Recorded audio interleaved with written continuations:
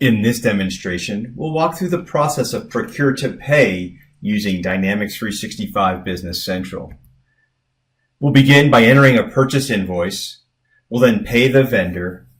We'll review the vendor balance, and then we'll use a resource such as Auto Suggest Payments to provide us guidance on who we should pay in terms of priorities. So let's begin by creating the purchase invoice. So I'm logged into Business Central using the role-based homepage for the accountant. And I'll use the shortcut right here to Vendors. And I'll select Fabricam as my vendor.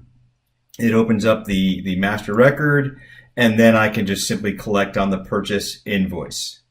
Here, I'll fill in the header information, such as the vendor invoice number. And then down below, I could either type in or just use the drop-down menu to select the items that I'd like to purchase. In this case, the London swivel chair. We'll enter in a quantity of 20. Now, what's interesting is the system, the application is constantly monitoring events, and it notices with its embedded intelligence that as I'm placing the order with this particular vendor, there's some other items that I have in inventory, so I appreciate that they're asking me to add this. Perhaps I can get better terms with my vendor. And then I post the document, and then I could print it to see what it might look like and get the details. Next, I can drill into the vendor balance.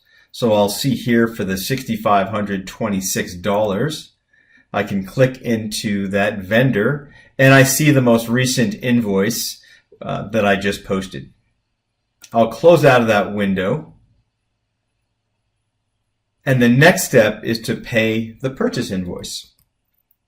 So from the home page, real quick in the actions area in the main screen, I can select payables from the drop-down and select payment journal. And here I'll edit the highlighted journal. And from the drop-down list, I'll go ahead and select the vendor that I want to pay. In this case, it's Fabricam. And I'll enter in the amount from that recently created purchase invoice. And then I'll scroll to the right, and I will apply this to the document that we just created. So I'll select OK. And now I can post, and I'll post those purchase lines. The next step would be to review the vendor history. So from the vendor list, I can choose from the tiles here the 18 most recent posted invoices. And I've got this filtered on the vendor Fabricam, and most current one happens to be sorted for me up at the top of the list. You'll notice that's 108209.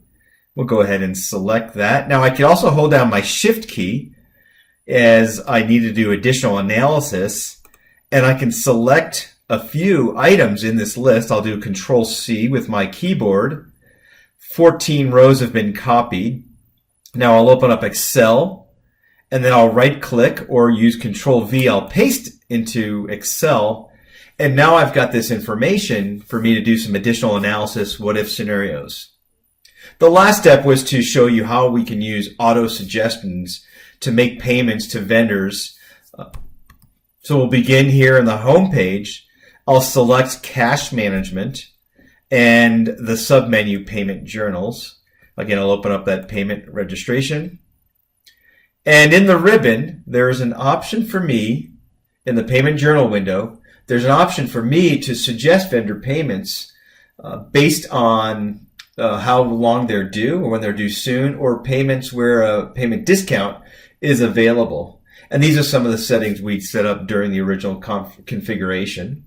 I'll select the suggest vendor payments, and it gives me, from this view, the option to select payments to which vendors. Once those documents are selected, the payments can then be processed via all the actions here in the ribbon. I'll close out of that window, and again, the purpose and the goal of this scenario was just to demonstrate the procure to pay process with Dynamics 365 Business Central. The benefits are to reduce the initial learning of a new system, but more importantly, to reduce time and data entry and limit errors and ensure data control.